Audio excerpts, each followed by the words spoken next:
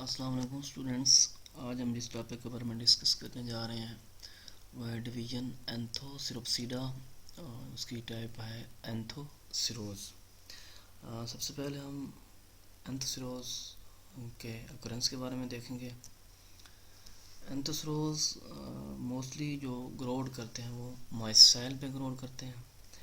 Mean के ज़्यादातर मौजूद होते हैं शेडी प्लेसेस या फिर surfaces of the rocks.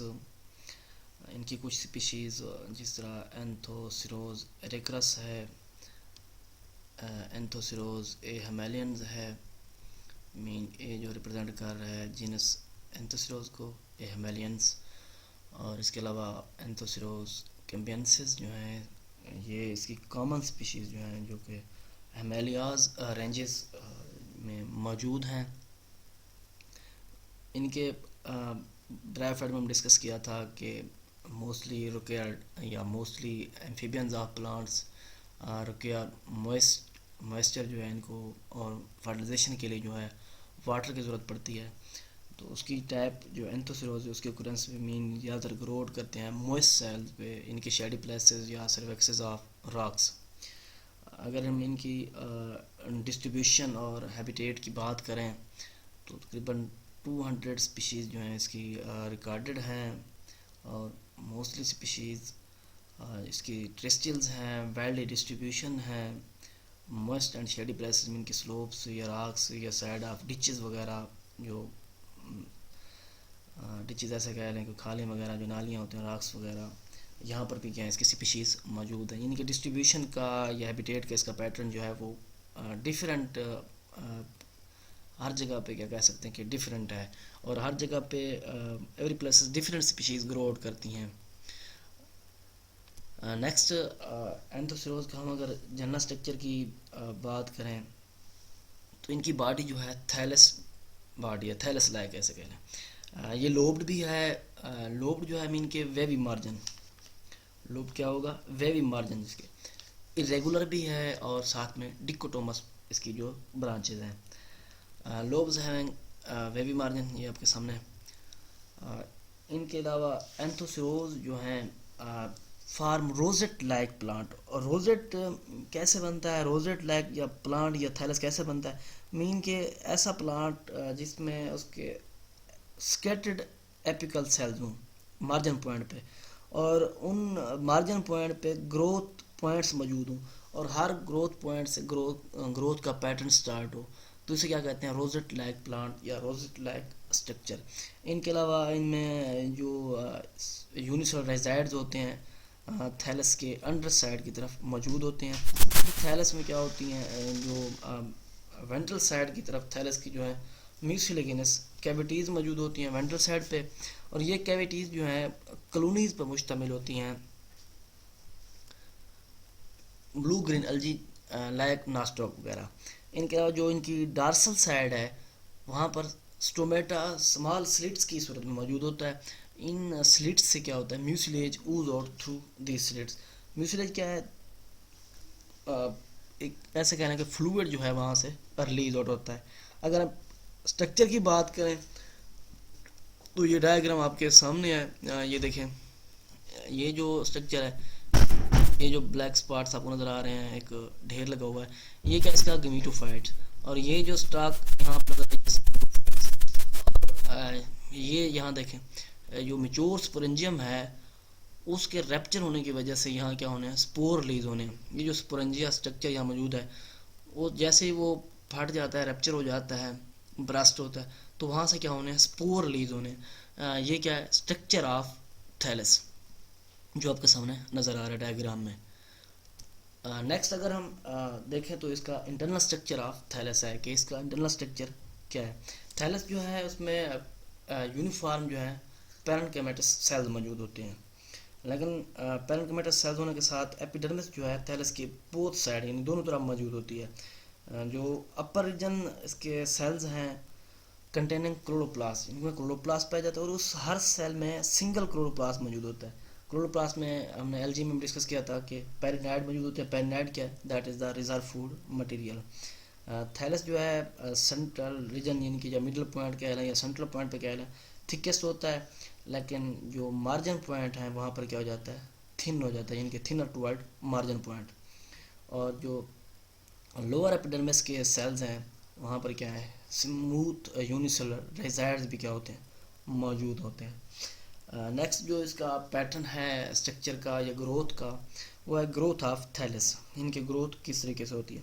Growth का पैटर्न पीछे भी मैंने बताया है कि रोजर लाइक स्ट्रक्चर में कि ग्रोथ जो है occur by the single apical cells, यानी कि इनिशियल स्टेज में क्या है, एपिकल सेल्स बनते हैं। अगर ग्रोथ में बहुत ज़्यादा सेवरल स्कैटर्ड एपिकल सेल्स मौजूद हों, इनके मार्जिन पॉइंट पे मौजूद हों, तो उस हर मार्जिन पॉइंट से उन पॉइंट से ग्रोथ का पैटर्न भी क्या हो, स्टार्ट हो, इनकी growth take place many points.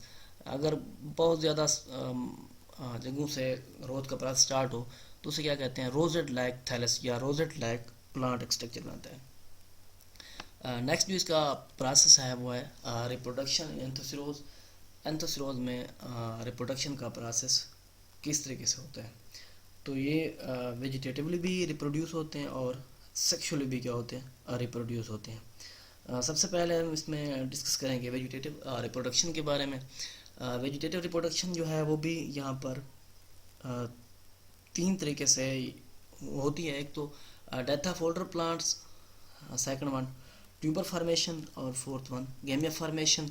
और इसके साथ कुछ जो पॉइंट्स पर परसिस्टेंट ग्रोइंग पेसेस भी ऑब्जर्व की गई हैं कि उनके ज़रिए भी क्या होती है, वेजिटेटिव रिप्रोडक्शन स्टार्ट होती है। अब सबसे पहले हम डेथ ऑफ ओल्डर पार्ट्स की बात करें तो यहाँ पर कोई भी पार्ट्स मेन बॉडी से क्या हो जाए, सेपरेट हो जाए, और यानी कि vegetative reproduction take place by the death of older plants. इनकी कोई भी ओल्डर पार्ट जो है मेन बॉडी से उसकी डेथ हो जाए, सेपरेट हो जाए, और ये जो पार्ट मेन बॉडी से डिटैच हुआ है वो एक न्यू इंडिविजुअल में क्या हो जाए, डिवेलप हो जाए। सेकंड वन जो है इसमें ट्यूबर फार्मेशन। कुछ थैलस में जो है ट्यूबर्स बनते हैं। ट्यूबर जो आते हैं ये प्रोटीन्स और फैट्स क्या है, रिच है, कंपाउंड है। ये ट्यूबर्स लोब्स के मार्जिन, वेवी मार्जिन जो है उसका, वहाँ पर जर्मिनेट, उसके साथ ही जर्मिनेट करते हैं, और अगर ड्राउट का सीज़न आ भी जाए तो ये उसको सर्वाइव कर जाते हैं। अगर ये ट्यूबर मेन बॉडी से अगर सेपरेट हो जाए तो ये फर्दर एक न्यू प्लांट्स में डेवलप हो जाए तो वो भी क्या कहलाता है, vegetative reproduction, tuber formation. Next one जो इसका गैमे फॉर्मेशन है। गैमे भी क्या है, इनके अपर सरफेस पर कुछ शार्ट स्टाक्स प्रोड्यूस होती हैं। वो स्टाक्स जो है act as a vegetative reproductive structure.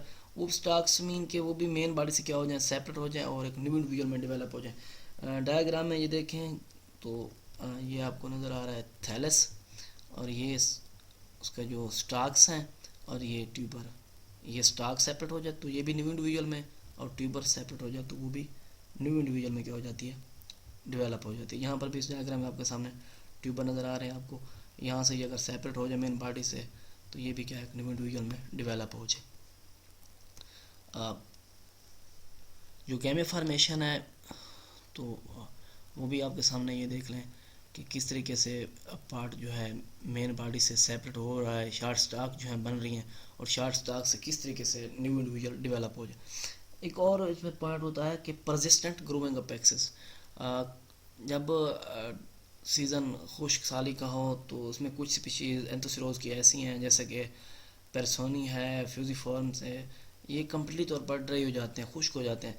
इनके जस्ट एपिकल रीजन जो हैं वो टिश्यूज़ के साथ अटैच होते हैं, बाकी ये फुली तौर पर क्या हो जाते हैं, ड्राई हो जाते हैं। और इनसे भी क्या है, अगर ये मेन बॉडी से या सेपरेट हो जाते हैं जो ये प्लांट स्पीशीज़ हैं, तो इनके ये जो हिस्से जुदा होते हैं ये फर्दर एक न्यू इंडिविजुअल में डेवलप हो जाते हैं। नेक्स्ट इसका प्रोसेस जो है सेक्सुअल रिप्रोडक्शन का। सेक्सुअल रिप्रोडक्शन इसमें दो इसके वेज हैं, मोनेशियस या डायोशियस।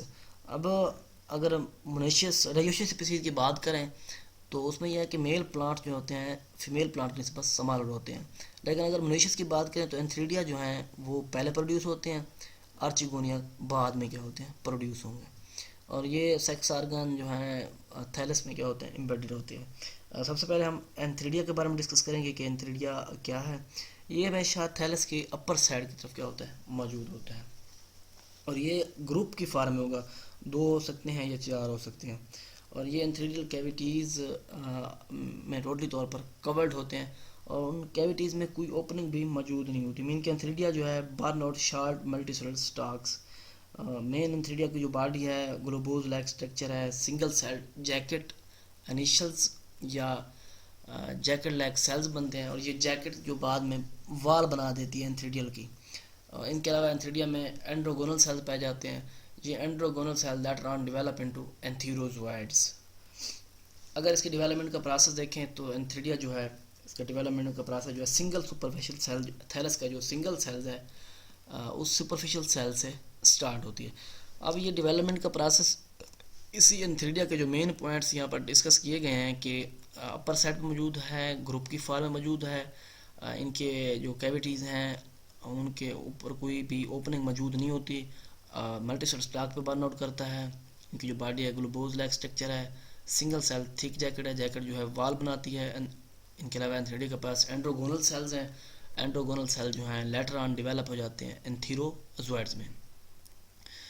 अब डेवलपमेंट में यही चीज़ें दोबारा हम डिटेल के साथ डिस्कस करेंगे, किस तरीके से ये एंड्रोगोनल सेल एंथीरोजोइड में कन्वर्ट होते हैं, जैकेट वाल में कैसे कन्वर्ट होते हैं। तो सबसे पहले जो इसका फर्स्ट पॉइंट है कि एंथ्रीडियम जो है डेवलपमेंट का प्रोसेस जो उसका superficial cells of thallus start होता है। अब ये सेल जो है डिवाइड होगा ट्रांसफर डिवीजन के ज़रिए। जब ट्रांसफर डिवीजन होगी तो ये दो cell outer and inner cell में, इसमें जो इनर सेल्स है act as a antheridial initial, यानी कि एंथ्रीडियल इनिशियल बना देगा। आउटर सेल जो है डिवाइड होकर रूट ऑफ एंथ्रीडियल कैविटी बना देगा, कि रूट्स ऑफ एंथ्रीडियल कैविटी। अब ये इनर सेल जो है एंथ्रीडियल इनिशियल, एक स्पेस इस आउटर और इनर सेल के दरमियान एक स्पेस प्रोड्यूस होती है। वो स्पेस जब प्रोड्यूस होगी तो वो फिल्ड आउट म्यूसिलेज और ये कैविटी की तरफ ही इसको एंथ्रीडियल कैविटी जो आउटर सेल्स की वजह से बनी है, inner cell push toward the base of cavity, इनकी कैविटी की तरफ वो क्या कर देंगे, पुश कर देंगे म्यूसिलेज को। नेक्स्ट इसका जो स्टेप होना है वो एंथ्रीडियल इनिशियल्स। अब ये एंथ्रीडियल इनिशियल्स में फर्दर डिवीजन होगी, ये जो इनर सेल्स हैं एंथ्रीडियल इनिशियल ये फर्दर डिवाइड होंगे। एंथ्रीडियल इनिशियल में वन डिवीजन हो सकती है या दो वर्टिकल डिवीजन होंगी, इनकी वजह से 2 या 4 सेल्स क्या होंगे, प्रोड्यूस होंगे।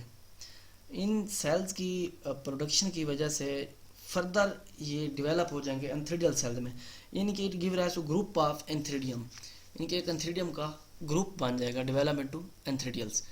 अब एंथ्रीडियल सेल्स फर्दर क्या होंगे, ट्रांसफर्स, उनमें एंथ्रीडियल सेल में क्या होगी, फर्दर ट्रांसफर डिवीजन होगी। ट्रांसफर डिवीजन से ये बना देंगे प्राइमरी स्टॉक सेल्स और प्राइमरी एंथ्रीडियल सेल्स। ये प्राइमरी स्टॉक सेल जो हैं लेटर ऑन डिवाइड होके ये मल्टीसेलुलर स्टॉक बना देते हैं, जबकि जो प्राइमरी एंथ्रीडियल सेल्स हैं ये first divide by 2 vertical division right angle to each other, later on ये बना देंगे 4 ग्रुप ऑफ सेल्स, यानी कि ग्रुप ऑफ 4 सेल्स, यानी कि 4 सेल बन जाएंगे। इन सेल में फर्दर एक या एक से ज़्यादा ट्रांसफर डिवीजन होंगी और वो बना देंगे 2 से 3 tiers of cells. In tiers of cell में पेरिकल डिवीजन होगी, पेरिकल डिवीजन की वजह से ये प्रोड्यूस कर देंगे एंड्रोगोनल सेल्स एंड जैकेट सेल्स।